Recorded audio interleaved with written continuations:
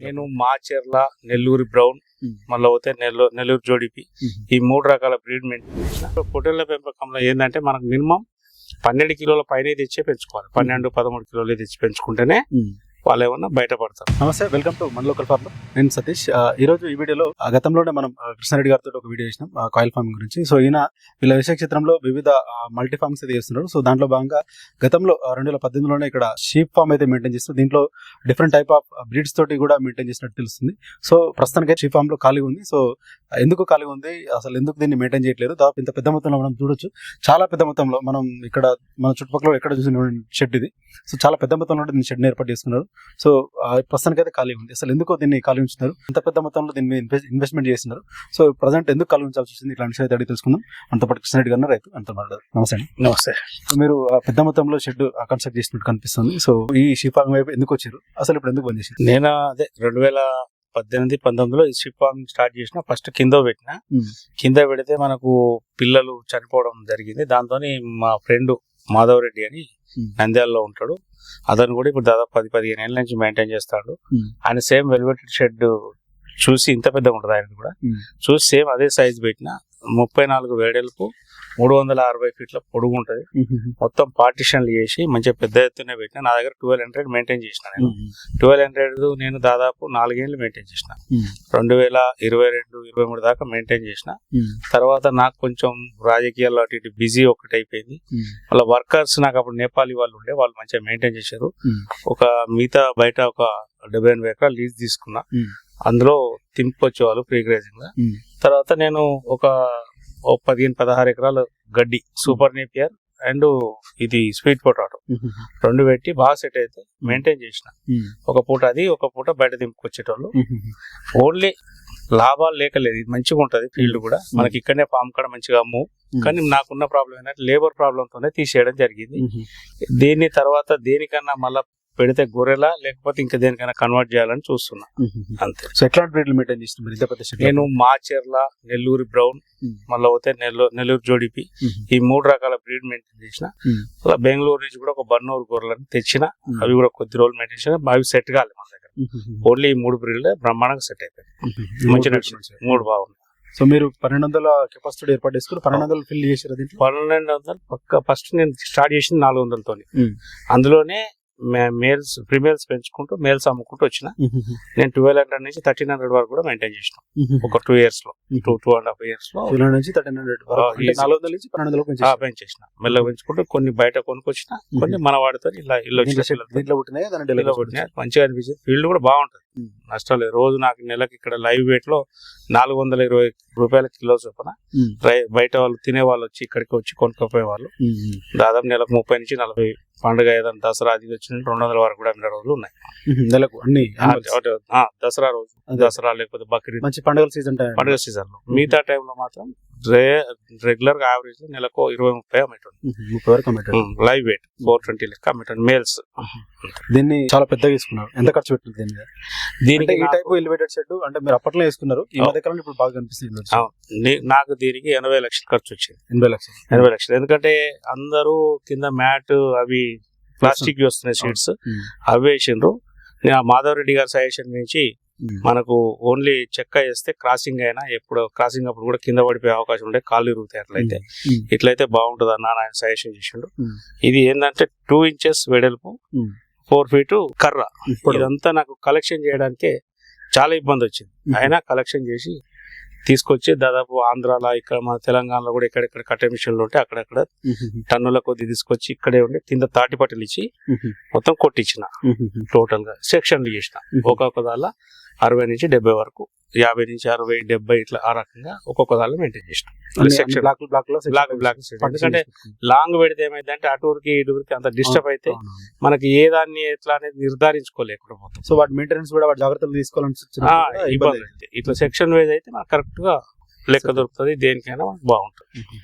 మీరు షెడ్ ఏర్పాటు చేసుకున్నప్పుడు చెక్కలు అంటే దీనికి పర్టికులర్ ఎట్లాంటి చెక్కలు ఏమైనా వాడేది ఉంటుందా? ఎట్లా నేనైతే తుమ్మ వేప రెండు అయితే జర లైఫ్ ఉంటుందని ఆ రెండు రకాలవే ఎక్కువ వాడిన మొత్తం. ఇంత పెద్ద మొత్తంలో పెట్టుకొని మరి ఇప్పుడు ఖాళీ ఉంచితే ఎట్లా అనిపిస్తుంది మీకు? ఈ ఖాళీ అంటే లాసే, ఖాళీగా ఉంటే లాసే. కాకపోతే మనకు లేబర్ ప్రాబ్లం ప్రధానం కదా, మనం చేయలేము ఇంత పెద్దది, మనం లేబర్ లేకుండా చేయడం అనేది చాలా కష్టం. అందుకే దాని గురించి ఆపేసిన. ఆపితే నష్టం లేదు, మనం చివరి వరకు మెయింటైన్ చేసిన వరకు కూడా ఎప్పుడు మనకు లాస్ ఏం రాలేదు. అవి అమ్మినవి కూడా ప్రాఫిటబుల్ నే అమ్మేసినాం మొత్తం, ఎక్కడ లాస్ తీసినప్పటికి కూడా లాస్ట్ చివరికి 600 వరకు అట్లుంటే వీటిని మొత్తం నల్గొండ అతనే కొనుక్కపోయాడు. 49 lakhs కి ఇచ్చేసిన మొత్తం టోటల్ మొత్తం అంతా కూడా. సో ఎట్లా అనిపించింది మీకు మరి ఫార్మింగ్ చేసినప్పుడు? అంతా సక్సెస్ఫుల్? సక్సెస్ఫుల్. నేను ఏమంటే ఎప్పుడైతే మనకు లేబర్ ప్రాబ్లం వచ్చిందో లేబర్ ప్రాబ్లం తోనే తీసేసిన అంతే. ఓన్లీ లాస్ అనేది ఎలాంటి లాస్ లేదు. దీని మీద మన వెల్వెటెడ్ షెడ్ తో చాలా ఉపయోగాలు. అదే కింద పెంచితే మనం ఎందుకంటే వర్కర్స్ మీద ఆధారపడతాం కాబట్టి అవి మట్టి తిని పిల్లలు పుట్టినవి చనిపోవడం పెట్టినాయి. దీని మీదకి వచ్చినాక నాకు పిల్లలు అన్ని కనబడ్డాయి. అంత 1 2 1 2 అట్లా ఎప్పుడో ఒకటి చనిపోగానే దాదాపుగా అన్ని మనకు దక్కినాయి, ఎలాంటి ఇబ్బంది కాదు. సో షెడ్ ఎంత హైట్ వేసుకున్నారు? ఎలివేటెడ్ షెడ్ వేసుకున్నారు కదా, సో కింద ఎంత హైట్ ఇచ్చుకున్నారు? అంటే కిందకి పైకి ఎంత? కింద నేను 10 feet ఇచ్చాను. పోను కొంచెం భూమి డౌన్ ఉంటుంది, అటు వరకు 13 feet వచ్చింది. మీద ఒకటే లెవెల్ 10 feet ఇచ్చిన పైన నుంచి పైకి 10 feet, కింద మాత్రం కింద 10 feet 10 మీద కూడా 10. జనరల్ 7 ఇంచ్ కూడా సరిపోద్ది అంటారు కదా, మీరు 10 feet 10 ఎందుకు ఇచ్చిన అంటే రేపు లేబర్ షార్టేజ్ ఎక్కువ ఉంది, వాళ్ళ ఎరువు తీయాలంటే కూడా డోజర్ తో నొక్కేసుకున్నట్టు ఉండాలని దాని గురించి ఎరువు తీయడానికి కోసం కొంచెం హైట్ లేపుకుంటే కూడా కొంచెం వెంటిలేషన్ కూడా బాగుంటుంది, గొర్రెలు కూడా చాలా బాగుంటుంది. దాని గురించి ఆ ఉద్దేశంతోనే హైట్ ఎక్కువ పెంచుకున్నాం. జనరల్ గా ఇప్పుడు ఎక్కువ మంది షీప్ ఫార్మింగ్ వైపు వచ్చేటోళ్ళకి కానీ మీరైతే బ్రీడర్స్ మెయింటైన్ చేసినారు కంప్లీట్ గా 3 రకాల జాతులతో. సో ఇప్పుడు షీప్ ఫార్మింగ్ లో మేజర్ గా పొట్టేళ్ల పెంపకం వైపు కావచ్చు, లేకపోతే నిలయం స్కీమ్ కింద వచ్చేటువంటి వాళ్ళు కూడా దాంట్లో మేజర్ గా కొంత మెయింటెనెన్స్ విషయంలో కావచ్చు, లేకపోతే వాళ్ళకు మార్కెటింగ్ విషయంలో కొంత నష్టపోతున్నటువంటి సందర్భాలు ఉన్నాయని చెప్పి వాళ్ళు చెప్పుకుంటున్నారు. సో మార్కెటింగ్ ఒకటే చెప్తున్నా బ్రదర్. ఇప్పుడు మా మండలంలో దాదాపు 23 గ్రామాలు ఉంటాయి. 23 గ్రామాలలో ఏ ఊరు పోయినా ఇది వరకు 2000 నుంచి 3000 గొర్రెలు ఉండేది, కాసే వాళ్ళు ఉండేది. ఇప్పుడున్న పరిస్థితిలో భూములన్నీ కాస్త అయిపోయినాయి, మేపే వాళ్ళు కూడా లేరు, అంతా ఎడ్యుకేటెడ్ అయిపోయారు. వాళ్ళ దాళ్ళు కూడా కొల్ల కుర్మల దాళ్ళు కూడా వాళ్ళు కూడా పెంచేవాళ్ళు. ఇప్పుడు మండలం మొత్తం తీసుకుంటే కూడా 3000 గొర్రెలు లేవు. ఫంక్షన్స్ మన తెలంగాణలో మీట్ కన్జంప్షన్ అంతా మటన్ అంతా ఏది ఉండదు. ప్రతి ఒక్కరు ఏ చిన్న పండుగ అయినా కంపల్సరీ ఒక 10 కిలోలతో 15 కిలోలతో తీసుకుంటాం.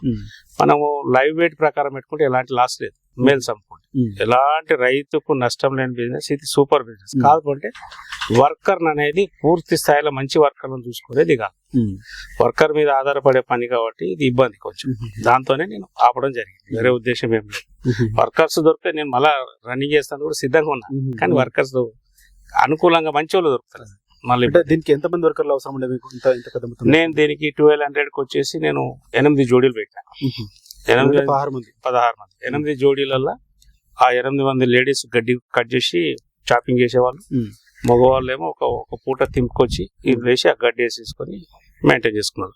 వాటర్ కూడా అట్లా డ్రింకర్స్ పెట్టుకున్నా, దాంతో అలానే వాటర్ తాగేటి గొర్రెలు బాగుంది. ఎండాకాలం వస్తే మాత్రం మొత్తం పైన ఉంచేవాళ్ళు, స్టాల్ ఫీడింగ్ బయటికి పంపించేవాళ్ళు. సో వింటర్ లో వర్షాకాలంలో మాత్రం బయట నేనే ఏం చేసిన అంటే సైలేజ్ మిషన్ కూడా కొనుక్కొని సైలేజ్ చేసి దాన్ని మనకు వర్షాకాలం గడ్డి ఎక్కువ వస్తుంది, దాన్ని మొత్తం సైలేజ్ చేసి ఎండాకాలం యూజ్ చేసుకునేవాడిని. దాని గురించి ఆ గోడం కట్టినాం. అదేంకో అనిపించేది. మరి ఇట్లా ఇప్పుడు ప్రజెంట్ దీన్ని వేరే వైపు కన్వర్ట్ చేద్దాం అనుకుంటాం. షిప్ ఫార్మింగ్ అయితే మీకు వెళ్ళైతే షిప్ ఫార్మింగ్ కూడా వేద్దాం అనుకుంటాం.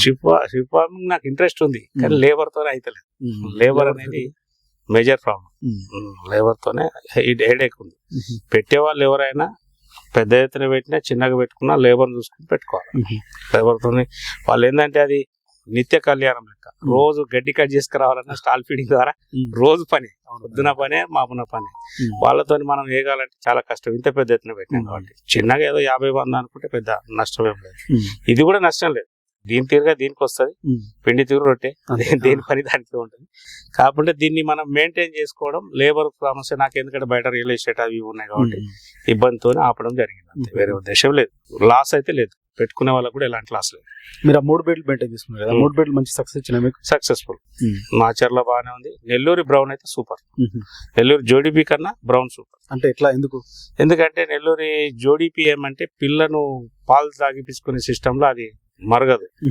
అదే జోడిపి అయితే కంపల్సరీ దాని పిల్లని అది పాలు ఈజీగా తాగిపించుకుంటుంది. బ్రౌన్ ఇది ఎందుకంటే మనం ఇంత పెద్ద ఎత్తున ఉన్నాం కాబట్టి మనం ప్రతి దానికి పాలు దాపాలంటే వర్కర్స్ తాగిపోయాక పిల్లలు చనిపోతాయి. అది జోడిపి అనేది ఒక 100 వరకు పెట్టుకుంటే ఏం కాదు.